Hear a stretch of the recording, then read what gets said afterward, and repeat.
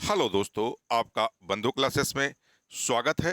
आज हम दोस्तों उत्तर प्रदेश विशेष से बनने वाले अति महत्वपूर्ण प्रश्नों को देखेंगे, जो आपके आगामी एग्जाम जूनियर असिस्टेंट यानी यूपी ट्रिपल एससी का जो एग्जाम कंडक्ट होने वाला है जूनियर असिस्टेंट, जिसमें दोस्तों उत्तर प्रदेश के 20 क्वेश्चन पूछे जाएंगे।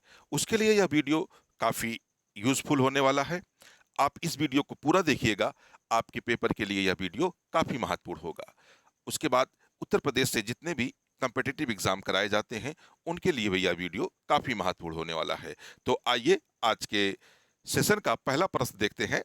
उत्तर प्रदेश की चित्रकला लखनऊ शैली के प्रणेता कौन थे? असीर हलदार, महेंद्र नाथ, हरिहर लाल या ललित मोहन सेन? तो दोस्तों, जो कहा जाता है कि जो चित्रकला लखनऊ शैली है दोस्तों, इसका जो विकास हुआ था वह किसके द्वारा किया गया था? असीत हलदार के द्वारा। यानी आपका राइट आंसर क्या बन जाएगा? ए वाला आपका राइट आंसर बन जाएगा। आइए अगला प्रश्न देखते हैं। अगला प्रश्न है, मेरठ जनपद में आलमगीरपुर से प्राप्त पुरातात्विक सामग्री प्रतिबिंबित करती है हड़प्पा संस्कृत, वैदिक संस्कृत, मौर्य संस्कृत या गुप्तकालीन संस्कृत? तो दोस्तों, हड़प्पा कालीन संस्कृत है जो मेरठ जनपद से प्राप्त हुई है, यानी आलमगीरपुर से। यह कौन है? हड़प्पा संस्कृत का प्रतिनिधित्व करती है। तो आपका राइट आंसर क्या बनेगा? ए वाला आपका राइट आंसर बन जाएगा। कभी कभी दोस्तों यह भी पूछ लेता है कि जो हड़प्पा का सबसे पूर्वी स्थल कौन सा है, तो वह कौन हो जाता है? आलमगीरपुर ही हो जाता है। और कभी कभी या आपसे क्वेश्चन पूछ लेता है कि आलमगीरपुर किस नदी के तट पर स्थित है, तो यह दोस्तों उत्तर प्रदेश की एक नदी है, हिंडन नदी के तट पर स्थित है। आइए अगला प्रश्न देखते हैं। अगला प्रश्न है, लोक नृत्य रहुला का संबंध उत्तर प्रदेश के किस एक क्षेत्र से है?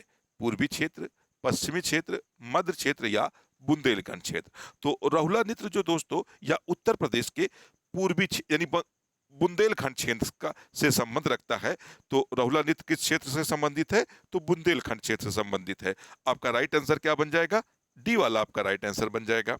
आइए अगला प्रश्न देखते हैं। अगला प्रश्न है, निम्नलिखित में से कौन एक सुमेलित नहीं है? देवा, बाराबंकी, आल्हा, महोबा, कर्मा, मथुरा, कजरी, मिर्जापुर? तो दोस्तों, इसमें जो कर्मा है या मथुरा में ना होकर यह कहाँ होता है? इसका आयोजन बुंदेलखंड क्षेत्र में किया जाता है। तो आपका राइट आंसर क्या बन जाएगा? सी वाला आपका राइट आंसर बन जाएगा, क्योंकि क्वेश्चन पूछ रहा है कि इनमें से कौन सा सुमेलित नहीं है। तो सी कर्मा जो है मथुरा दिया हुआ है, जबकि यह बुंदेलखंड क्षेत्र का है। आइए अगला प्रश्न देखते हैं। अगला प्रश्न है, बड़ा ख्याल शैली का प्रवर्तक किसे माना जाता है? वाजिद अली शाह, हुसैन सरकी, आशफुद्दौला या इब्राहिम शाह सरकी? तो दोस्तों, जो बड़ा ख्याल शैली है या उत्तर प्रदेश के जौनपुर जिले में सर्वाधिक प्रसिद्ध था। और इसे जो है यह सरकी साम्राज्य के एक नवाब हुए थे जिनका नाम था हुसैन सरकी, यानी हुसैन सरकी के शासनकाल में बड़ा ख्याल शैली का सर्वाधिक विकास हुआ था। इसी कारण दोस्तों इन्हें इस शैली का प्रवर्तक माना जाता है। तो आपका राइट आंसर क्या बन जाएगा? बी वाला आपका राइट आंसर बन जाएगा। आइए अगला प्रश्न देखते हैं। अगला प्रश्न है, संगीत शिक्षा हेतु उत्तर प्रदेश में जो प्रथम संगीत महाविद्यालय स्थापित हुआ था, संगीत नाटक अकादमी, ललित कला अकादमी, भातखंडे हिंदुस्तान संगीत महाविद्यालय या भातेंदु नाट्य अकादमी? तो उत्तर प्रदेश में संगीत शिक्षा हेतु सर्वप्रथम संगीत महाविद्यालय कौन बना था? तो भातखंडे हिंदुस्तानी संगीत महाविद्यालय। तो आपका राइट आंसर हो जाएगा सी। आइए अगला प्रश्न देखते हैं। अगला प्रश्न है, उत्तर प्रदेश में राष्ट्रीय कथक संस्थान स्थित है? आगरा, लखनऊ, कानपुर या वाराणसी? तो उत्तर प्रदेश में राष्ट्रीय कथक संस्थान हमें कहाँ मिलेगा? तो लखनऊ मिलेगा। आपका राइट आंसर क्या बन जाएगा? बी वाला आपका राइट आंसर बनेगा। आइए अगला प्रश्न देखते हैं। अगला प्रश्न है, सूफी संत हाजी वारिस अली शाह की मजार पर मेला लगता है? आगरा, देवा शरीफ, लखनऊ या गढ़ मुक्तेश्वर? तो दोस्तों, जो हाजी संत है या हाजी वारिस अली शाह एक सूफी संत हैं, और जिनकी मजार पर प्रत्येक वर्ष देवा शरीफ में क्या होता है, एक मेले का आयोजन किया जाता है। तो आपका राइट आंसर क्या बन जाएगा? बी वाला आपका राइट आंसर बनेगा। आइए अगला प्रश्न देखते हैं। अगला प्रश्न है, निम्नलिखित में से कौन सा नृत्य ब्रज क्षेत्र का लोक नृत्य है? कूट की सहायता से उत्तर दीजिए। रास नृत्य, मयूर नृत्य, चरकुला नृत्य या झूला नृत्य। तो आपको विकल्प देना है। तो रास नृत्य ये भी ब्रज क्षेत्र से है, मयूर नृत्य ये भी ब्रज क्षेत्र से है, चरकुला ये भी ब्रज क्षेत्र से है, झूला नृत्य ये भी ब्रज क्षेत्र से है। तो आपका राइट आंसर क्या बन जाएगा? सभी। यानी दिए हुए विकल्प में सभी का जो संबंध है वह किस क्षेत्र से है? ब्रज क्षेत्र से। तो आपका राइट आंसर क्या बनेगा? डी, उपरोक्त सभी। आइए अगला प्रश्न देखते हैं। अगला प्रश्न है, उत्तर प्रदेश ग्रामीण आयुर्विज्ञान एवं अनुसंधान संस्थान किस स्थापना कहाँ की गई है? इटावा, कानपुर देहात, रायबरेली या अलीगढ़। तो दोस्तों जो ग्रामीण आयुर्विज्ञान एवं अनुसंधान संस्थान है यह उत्तर प्रदेश के इटावा जिले में स्थित है। तो इसकी स्थापना हम लोग कहाँ मानेंगे? इटावा जिले में। तो आपका राइट आंसर क्या बन जाएगा? ए वाला आपका राइट आंसर बन जाएगा। आइए अगला प्रश्न देखते हैं। अगला प्रश्न है, भारत भारती सम्मान उत्तर प्रदेश की किस संस्था द्वारा दिया जाता है? तो भारत भारती सम्मान है जो दोस्तों या किस संस्था द्वारा दिया जाता है? तो हिंदी संस्थान के द्वारा यह सम्मान दिया जाता है। आपका राइट आंसर क्या बन जाएगा? सी वाला आपका राइट आंसर बनेगा। आइए अगला प्रश्न देखते हैं। अगला प्रश्न है, doctor Ambedkar institute of technology for handicap अवस्थित है। तो यह doctor Ambedkar institute of technology handicap जो है दोस्तों यह कानपुर में स्थित है। तो आपका राइट आंसर क्या बन जाएगा? सी वाला आपका राइट आंसर बनेगा। आइए अगला प्रश्न देखते हैं। अगला प्रश्न है, निम्नलिखित में से कौन सा एक उत्तर प्रदेश के संदर्भ में सही सुमेलित नहीं है? खाद्य अनुसंधान संस्थान एवं विश्लेषण केंद्र लखनऊ, खाद्य पार्क नोएडा, सरदार वल्लभ भाई पटेल कृषि विश्वविद्यालय मेरठ, भारतीय दलहन शोध संस्थान आगरा। तो दोस्तों इसमें एक बात कह रहा है कि ये वाला की पॉइंट हमें ध्यान देना होता है क्वेश्चन में कि इसमें से कौन सा सुमेलित नहीं है। यानी नहीं है तो हम देखते हैं खाद्य अनुसंधान एवं विश्लेषण केंद्र लखनऊ में स्थित है, यह सही है। खाद्य पार्क नोएडा यानी गौतम बुद्ध नगर में स्थित है, यह भी सही है। सरदार वल्लभ भाई पटेल कृषि विश्वविद्यालय मेरठ जिले में स्थित है, तो ये भी सही है। डी वाला विकल्प दिया हुआ है भारतीय दलहन शोध संस्थान आगरा। तो दोस्तों जो भारतीय दलहन शोध संस्थान या आगरा में न स्थित होकर कहाँ स्थित है? उत्तर प्रदेश के कानपुर जिले में। यानी उत्तर प्रदेश के कानपुर जिले में यह शोध संस्थान हमें मिलेगा। तो आपका राइट आंसर क्या बन जाएगा? डी वाला आपका राइट आंसर बन जाएगा। आइए अगला प्रश्न देखते हैं। धार्मिक पत्रिका कल्याण प्रकाशित होती है मथुरा से, ऋषिकेश से, गोरखपुर से या वाराणसी से। तो दोस्तों यह काफी प्राचीन पत्रिका मानी जाती है और जो सिर्फ धर्म से संबंधित यह प्रकाशन करती है और इसका प्रकाशन उत्तर प्रदेश के गोरखपुर जिले से होता है। एक तरह से कहा जाए इसका जो प्रकाशन स्थापित है वह कहाँ स्थित है? गोरखपुर से स्थित है। क्योंकि अभी यह चर्चा में था क्योंकि अभी हाल ही में से गांधी शांति पुरस्कार से सम्मानित किया गया था। यानी किसको? कल्याण पत्रिका के जो संपादन जहां से होता है इसे गांधी शांति पुरस्कार से सम्मानित किया गया था। तो यह पत्रिका हमें कहाँ से प्रकाशित होती है? तो गोरखपुर जिले से प्रकाशित होती है। आपका राइट आंसर बन जाएगा सी वाला आपका राइट आंसर बनेगा। आइए अगला प्रश्न देखते हैं।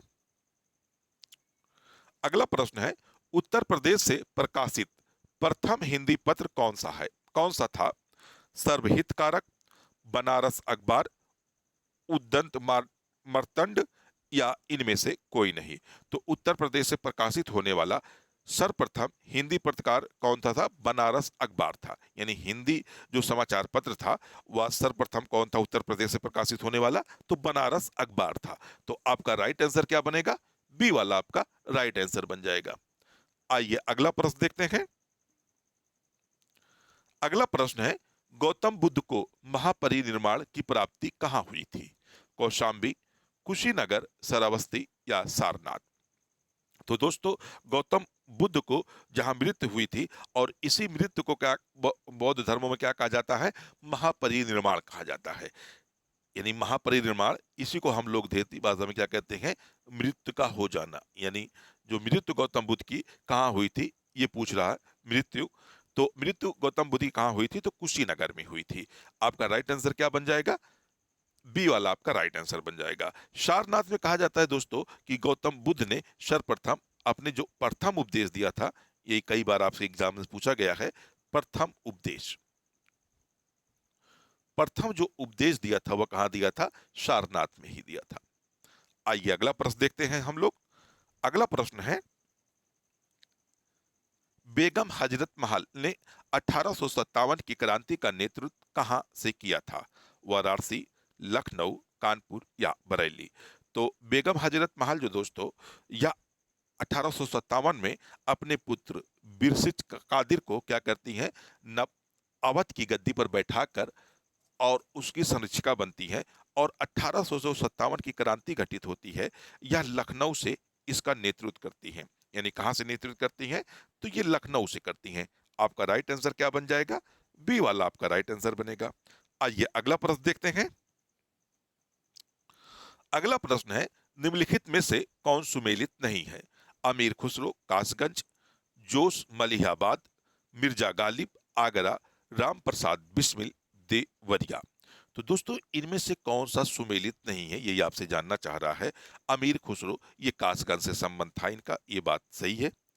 जोश मलिहाबादी इन्हें कहा जाता है, तो ये भी ये राइट आंसर दिया हुआ है। मिर्जा गालिब, इनका संबंध आगरा से था, ये भी सही है।